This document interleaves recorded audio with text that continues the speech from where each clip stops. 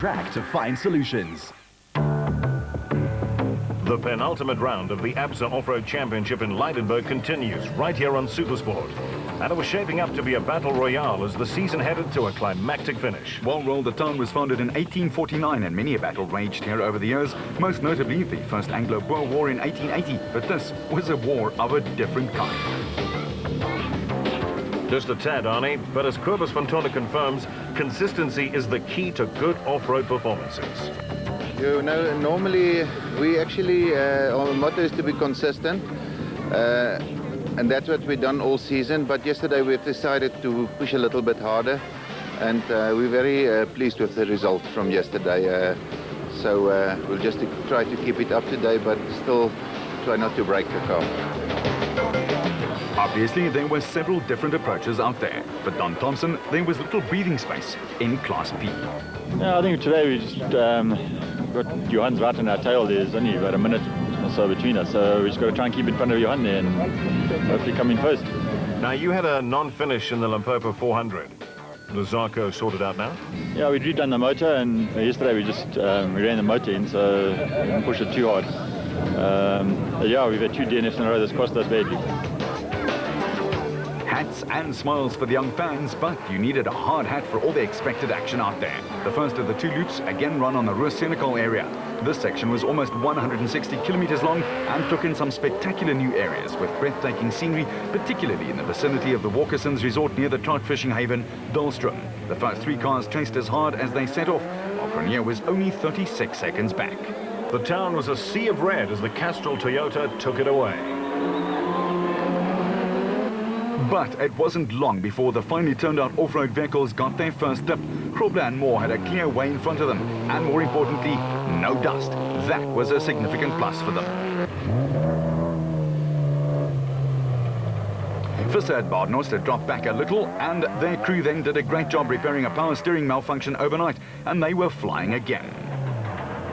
Their teammates Taylor and Houghton in the second Toyota also gave themselves a bit of a break from the dust, but kept up a smart pace. While the third Toyota Hilux under the firm hands of Marc Grenier, the reigning Class A7 National Rally Champion, was closing the gap a little to the men in front of him. However, on prologue day, the wind blew a lot of the dust away. On day two, there wasn't a breath of wind. Nothing. And that made passing very difficult.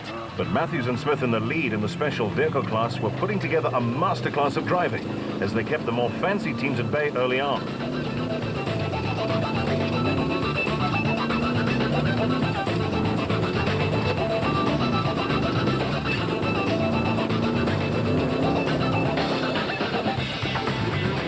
They were probably still celebrating that first-time win in the prologue.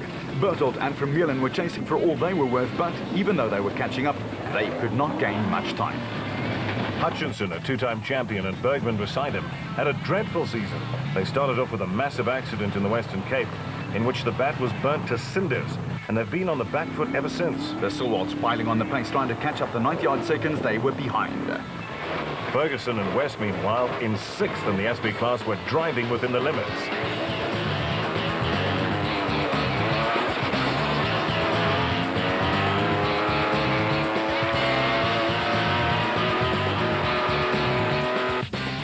One crew had the opposition hopping was Class B leader Don Thompson and Gary Campbell. They were having their best event of the year. As for Coetzee Labuschagne and Johan Gerber in Class D, in the all-white Raceonic Nissan hardbody, they were under immense pressure. The championship leaders, the Zermattens, had kept them right in the passing zone all the time.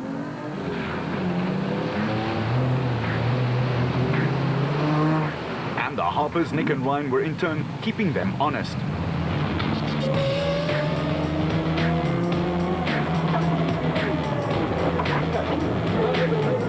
But here's driving in dust, lesson number 101.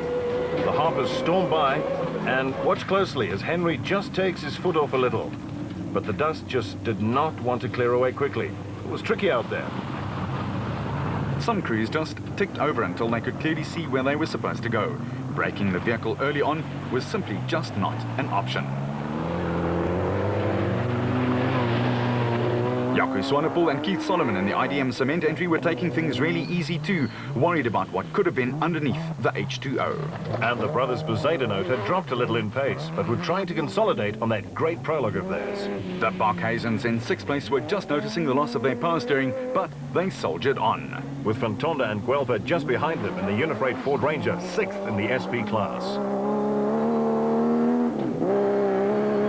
In Class B, there had been a decided shift. Derek de Toy, with a novice navigator Jan Hoffman next to him, had moved past all the others and into 2nd. Class E, and here it was Peckham and Santoro, who had driven away from the rest rather quietly. And Herman Sulwalt, with Paul Hellberg next to him, had also moved up a whole fistful of places. Simon Beckett and Stefan Harris in the 2nd Century Property car had taken up residence in the top 3 in class and were going well. In Class E, Visser and Leroux had a tight hold on the championship, and the Team Barbespan Toyota Hilux pair weren't looking to perform any heroics. Just a solid finish and a rich haul of points was their sole aim. The batting order after more than 100 kilometers of racing at the first D control.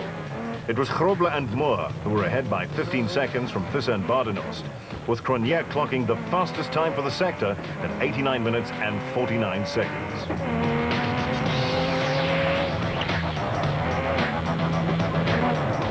The Zermattens in 8 were putting away some very big scalps in the process too.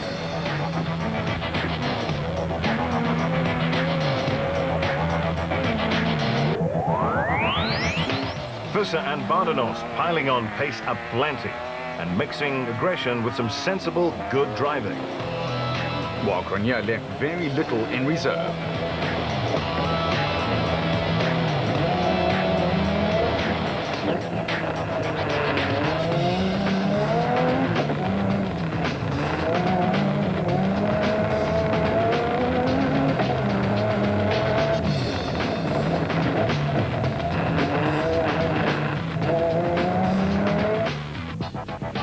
Woolridge and Schulthammer were 2nd fastest on that first sector and had really turned on the taps, looking for a 6th consecutive podium in 2008. In the special vehicle class, or the space frames as they're also known, it was Bertelt and Vermeulen who had made a big push, with Matthews and Smith falling behind to the tune of 37 seconds. Thompson and Campbell surprised with their 5th place, while the Bezuidenhout brothers were almost 3 minutes behind them in Class P.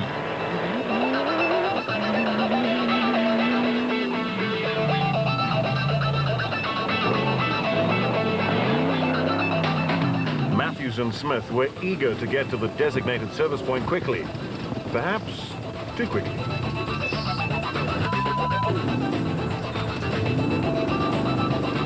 That was a really quick correction. But the route did get tricky at times.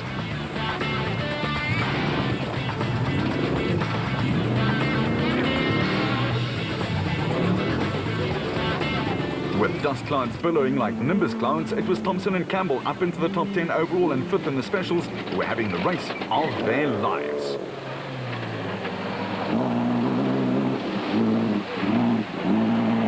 And the Sulwalts, just 5 points behind in the points log for the championship, were looking a sure bet to pick up a gap on Shamir Variawa, who had had an horrendous prologue with a double puncture and only 1 spare. Regent Racing's Michael Whitehouse and Matthew Carlson had moved up into 6th place in their trademark yellow and blue and were enjoying a really good drive.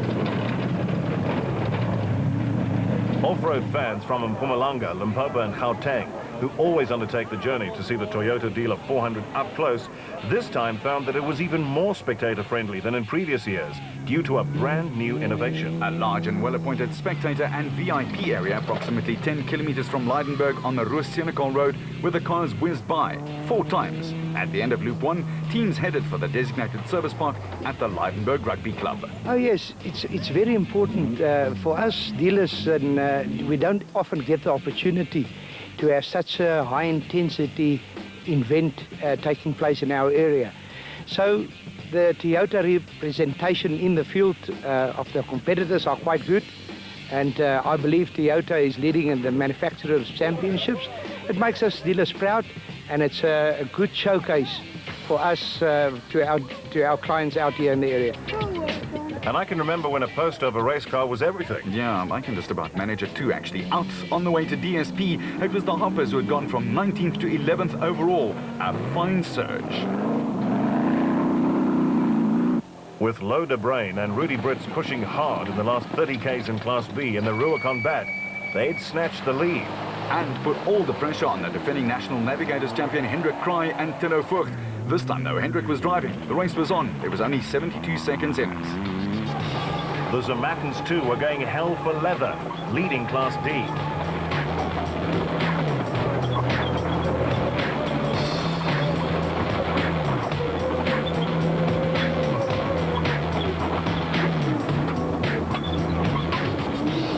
But there were places to go hard and places to take it easy. With Beckham and Santoro doing all the pacemaking in Class E, ahead by almost 7 minutes.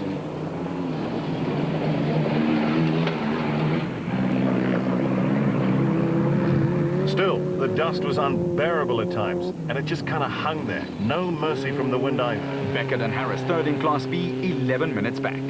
But no one was out of the woods quite just yet, including Fontonda and Guelpher, who was 6th in the SB class.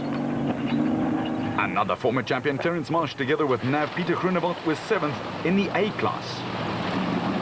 While Hugo and Jaap de Bruin were in 7th in the SB class, just outside of DSP.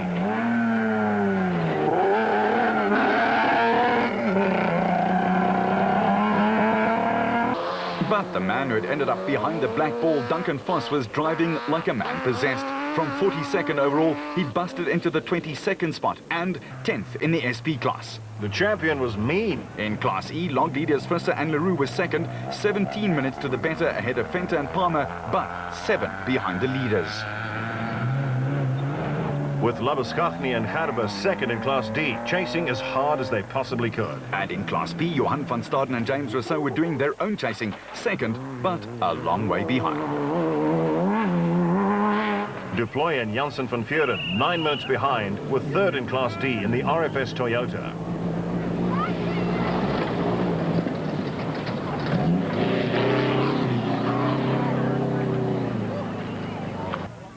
And spectators certainly got their money's worth from all the big dices further back in the field. Malalan Toyota's Johan and Werner Horn going ape, while Nissan's Ivar Tollefson and Quinn Evans having a nightmare, hitting rocks and damaging rims all the way, but they kept plugging away.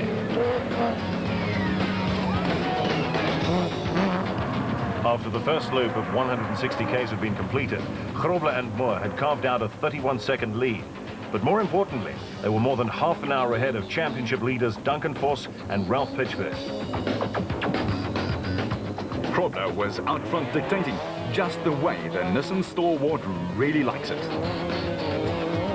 In the special vehicle battle, Berthold and Vermeulen were making the Atlas Copco flags fly high, but Hutchinson and Bergman were closing down on them. Class P and B's titles were also still a long way from being settled. We'll be back on the other side of these. Vehicle and asset